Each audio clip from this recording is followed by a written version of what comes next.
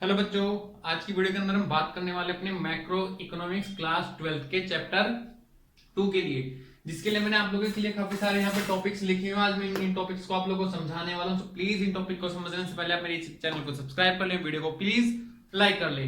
तो हमारा पहला टॉपिक है इसके अंदर नॉर्मल रेसिडेंट और सिटीजनशिप में बेटा डिफरेंस क्या होता है। बड़ा छोटा सा डिफरेंस होता है, सुनना। यानी कि जो नॉर्मल रेजिडेंट होता है, नॉर्मल रेजिडेंट का मतलब होता है कि कोई एक व्यक्ति जो किसी देश के अंदर रह रहा हो और वहीं पे जो है अपनी इनकम और अपने खर्चे जो है कर रहा हो, यानी कि उसको बोलते हैं हम लोग इकोनॉमिक इंटरेस्ट। एग्जाम्पल के तौर पे कोई अमेरिका का नागरिक इंडिया में आके रहने लगता है और वो यहीं पे आके सेटल हो जाता है, तो वो बेशक नागरिक किसका है, वो अमेरिका का, लेकिन वो रेजिडेंट कहाँ का बन जाएगा, इंडिया का। ऐसे ही दूसरा एग्जांपल लेते हैं कि जैसे कि मान लीजिए कोई भारतीय डॉक्टर अमेरिका में जाके प्रैक्टिस करता है, यानी कि वहां पे वो अपना सारा काम करता है, तो वो वहीं से इनकम जनरेट कर रहा है, वहीं खर्च कर रहा है, वो इंडिया में कभी कभी घूमने के लिए आता है, तो उसका इकोनॉमिक इंटरेस्ट कमाना और खाना कहां पर है, विदेश में है, तो वो रेजिडेंट वहां का बनेगा। लेकिन वो आज भी नागरिक कहां का है, भारत का है। ऐसे ही बात करें सिटीजनशिप की, मतलब होता है नागरिकता। नागरिकता जो होती है बेटा हमारे लिए को लीगल कॉन्सेप्ट होता है। Legal concept in the sense कि जैसे कि मान लीजिए कि हम यहाँ पे कमा रहे हैं, खा रहे हैं और यहीं रह रहे हैं, और हम मतलब कि बेसिक बिलोंग भी कहां से करते हैं, इंडिया से। तो जहां हम खाते और कमाते यानी कि अपनी जीवन की जीने के लिए जो नॉर्मल एक्टिविटीज करते हैं उसे बोलते हैं हम लोग इकोनॉमिक, यानी कि नॉर्मल रेजिडेंट। और अगर हमारे पास प्रमाण पत्र होता है कि हम इंडिया के ही निवासी हैं, देखो, तो अगर इंडिया का ही प्रमाण पत्र है हमारे पास में, तो हम सिटीजनशिप इंडिया के बन जाएंगे। एग्जाम्पल के तौर पे मैंने बताया कि मेरे पास जो है यानी कि इंडिया का नागरिकता यानी पहचान पत्र है, तो मैं इंडिया का नागरिक हूं। लेकिन अगर मैं कहीं और जाके रहने कमाने लगता हूं तो मैं निवासी वहां का बनूंगा। नॉर्मल रेसिडेंट का मतलब होता है निवासी, और इसका मतलब होता है नागरिकता, लीगल कॉन्सेप्ट। ये दो तरीके से हासिल करी जा सकती है। एक पहला, या तो जैसे कि भारत की बात करें जाए, या तो भारत में ही बच्चा जन्म ले ले या फिर अगर कोई बाहर का विदेश है, बाहर से कोई विदेश से इंडिया में आता है, वो अपनी इंडियन गवर्नमेंट से जाके ये बोले कि हमें अपने देश की नागरिकता आप हमें दे दो, तो वो उसके सामने एप्लीकेशन सबमिट करेगा, वो उसके ऊपर बोलेगा कि अब से आप हमारे देश के नागरिक बन जाओगे। तो ये है हमारा इकोनॉमिक पर्पज से, और ये है हमारा लीगलाइज कॉन्सेप्ट। अब वही बात करें दूसरे पॉइंट की, फैक्टर इनकम और ट्रांसफर इनकम। बेटा फैक्टर इनकम का मतलब होता है कि वो इनकम जो मेहनत मजदूरी कर कर कमाई जाती है, यानी कि जिसके बदले में कुछ दिया जाता है। यानी कि मैं जैसे कि अब यहाँ पे क्या कर रहा हूँ, मैं तो केवल जैसे कि किसी को ट्यूशन पढ़ाता हूँ, वो मुझे क्या देता है, उसके बदले में पैसा देता है, तो उसे क्या बोलते हैं, फैक्टर इनकम। ये चार तरह की होती है आप लोग का, रेंट, वेजेस, इंटरेस्ट और प्रॉफिट। यानी कि ये चार चीजें अगर कहीं से आती हैं तो फैक्टर इनकम है, ठीक है। और ट्रांसफर इनकम का मतलब होता है बच्चों की वो इनकम जो बिना किसी मेहनत के करे ही हमें मिल जाती है और जिसके बदले में हम अपने देश को कुछ भी रिटर्न में नहीं देते हैं, वो होती है हमारी ट्रांसफर इनकम। जैसे कि आप लोगों को साल के अंदर जो गवर्नमेंट स्कूल में बच्चे पढ़ते हैं उनको वजीफे के पैसे मिलते हैं, ड्रेस के पैसे मिलते हैं, मिड डे मील मिलता है छोटे छोटे बच्चों को, तो जिसके बदले में जो बच्चे हैं गवर्नमेंट के लिए या फिर इंडिया हमारे देश के लिए कुछ भी प्रोवाइड नहीं करते हैं। एग्जाम्पल के तौर पे जो फौजी रिटायर्स हो जाते हैं उनको पेंशन मिलती है, जो टीचर्स रिटायर हो जाते हैं उनको पेंशन मिलती है।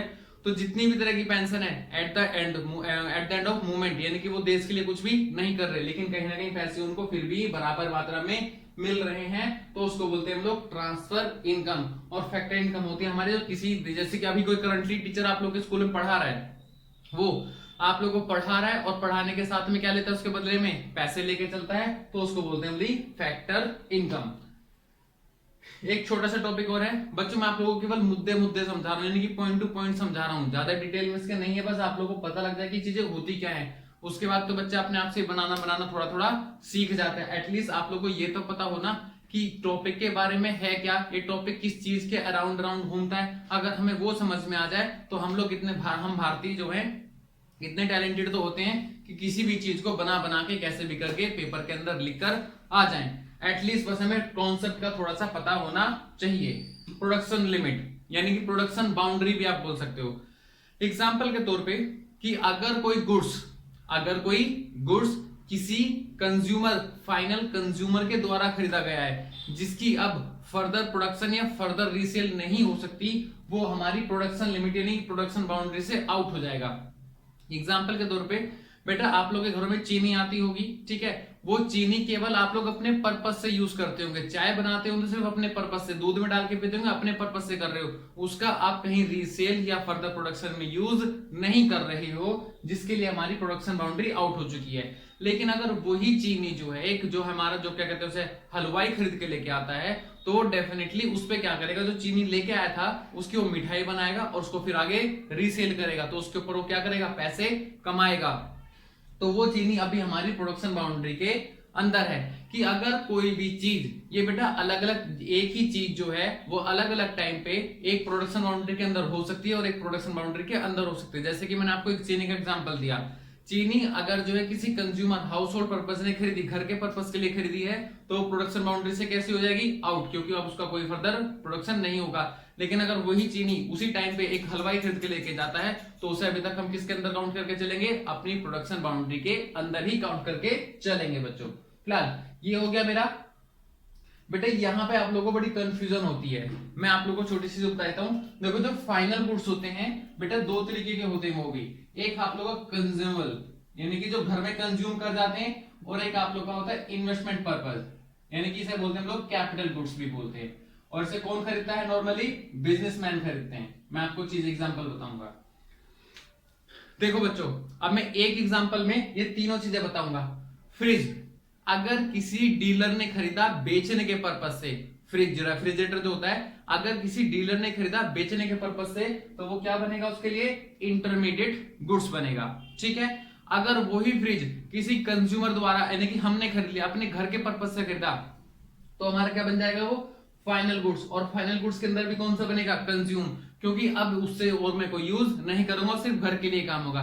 लेकिन अगर वही फ्रिज एक बिजनेस के द्वारा खरीद लिया जाता है for the personal office use या बिजनेस पर्पज, तो उसे बेटा हम इन्वेस्टमेंट कैपिटल गुड्स या फिर बिजनेस यानी कि कुछ भी बोल सकते हैं। एग्जाम्पल के तौर पर आइसक्रीम वाला है, जैसे कि मदर डेयरी होते हैं, तो वो आइसक्रीम भी रखती हैं, और आइसक्रीम रखने के लिए उन्होंने एक फ्रिज खरीद लिया, तो उन्होंने फ्रिज खरीदा है अपनी आइसक्रीम को बचाने के पर्पस के लिए, उन्होंने उसको रीसेल के पर्पस से नहीं खरीदा। तो एक ही एग्जांपल है, फ्रिज ही मान के चलो, वो ये भी बन गया, ये भी बन गया, यही बन गया। लेकिन at the end final conclusion क्या निकला कि कोई भी गुड्स कुछ भी हो सकता है, लेकिन उसका एंड यूज पर्पस क्या है, उसके एंड यूज पर्पस के बेसिस पे ही हम क्या करेंगे, हम सभी गुड्स को अलग अलग क्लासिफाई कर सकते हैं। एग्जाम्पल के तौर पे अब जैसे कि चीनी है, ठीक है, उसे क्या करेंगे, अगर किसी जो है हलवाई ने खरीदा या डीलर ने खरीदा या किसी भी रिटेलर ने खरीदा, तो उसके लिए क्या है, वो इंटरमीडिएट गुड्स ही है। लेकिन अगर वो चीनी जो है किसी फाइनल कंज्यूमर ने, मतलब कि फाइनल कंज्यूमर ने खरीदी, जैसे कि हम लोग हाउस होल्ड ने खरीदी, तो हमारे लिए क्या बन जाएगी बच्चों, वो फाइनल गुड्स की डेफिनेशन में आ जाएगी।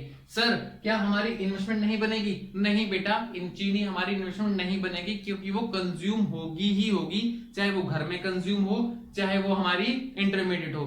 जो चीज हमारी लॉन्ग टर्म पर्पस के लिए होती है, जो हमारी 3-4 साल 5-6 साल यानी कि 1 साल से ज्यादा चल जाए, वही चीज मेरी क्या बनेगी, इन्वेस्टमेंट या कैपिटल गुड्स बनेगी। लेकिन वो भी तब कब बनेगी, जब अगर उसे बिजनेस पर्पस से खरीदा हो, क्योंकि फ्रिज है और अगर वो घर में हो चाहे वो बिजनेस में हो, कम से कम 7-8 साल 9-10 साल तो चलेगा ही चलेगा। लेकिन यहाँ पे एंड यूज पर्पस क्या है कि अगर कंज्यूमर द्वारा खरीदी गई है, तो वो कौन सी बन जाएगी, फाइनल यानी कि कंज्यूमेबल गुड्स बन जाएगी। अगर वो बिजनेस के द्वारा खरीदा गया है, तो उसके लिए ये बन जाएगा।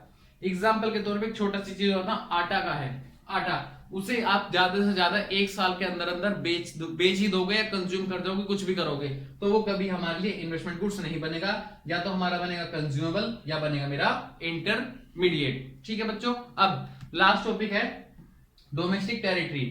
डोमेस्टिक का मतलब होता है कि घरेलू सीमा, यानी कि अगर हम इंडिया की बात करके चलें बच्चों, तो वो कंट्री यानी कि कोई भी ऐसी किसी भी कंट्री की वो बाउंड्रीज जो वो अपनी राजनीतिक सीमाओं तक फैला सकता है। जैसे कि मान के चलो इधर हमारा चीन तक है, इधर पाकिस्तान तक है, इधर बांग्लादेश तक है, उधर हमारा जो है उधर इधर नीचे आ जाओ श्रीलंका तक है। तो एक देश जो है किसी देश अपने देश की किन किन सीमाओं के ऊपर राजनीतिक दबाव बना सकता है, वो डोमेस्टिक टेरिटरी पॉलिटिक्स के अकॉर्डिंग हो गई, यानी कि जो राजनीतिक काम करते हैं। लेकिन हम यहाँ पे हमें क्या पढ़ना है बच्चों, इकोनॉमिक पर्पस। इकोनॉमिक पर्पस का मतलब है कि हर दुनिया की हर देश की बाउंड्री भी हमारी हो सकती है, लेकिन कंडीशन ये है कि अगर हमारे देश में उस देश से इनकम आ रही है। एग्जाम्पल के तौर पे कि अगर कोई जो है इंडिया का कोई भी जो है नागरिक है, ठीक है, जो कि गवर्नमेंट के काम से विदेश में गया है और विदेश में है, जैसे कि दूतावास होते हैं, ठीक है, तो दूतावास क्या करते हैं कि वो वहां पे काम करते हैं हमारे बिहाफ पे, लेकिन वो अमेरिका हमारी डोमेस्टिक टेरिटरी नहीं है एज पर पॉलिटिक्स, लेकिन कहीं ना कहीं वहां जो इनकम जनरेट हो रहा है या वहां पे जो काम हो रहा है उससे फायदा किसको है, हमारे देश को, तो वो हमारी इकोनॉमिक पर्पज से डोमेस्टिक टेरिटरी का पार्ट मान लिया जाएगा।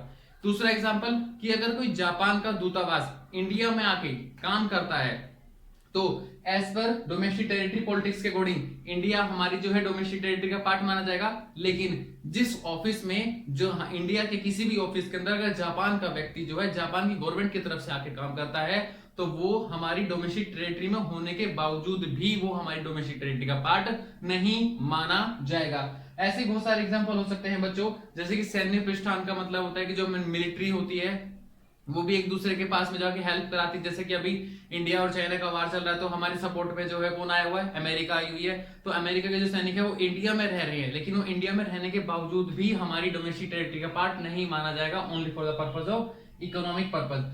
अगर आप लोगों को ये मेरे कॉन्सेप्ट जो है जितने भी समझ में आए हो, तो प्लीज आप लोग मेरे चैनल को सब्सक्राइब कर लीजिएगा और वीडियो को प्लीज लाइक कर लीजिएगा। Thank you.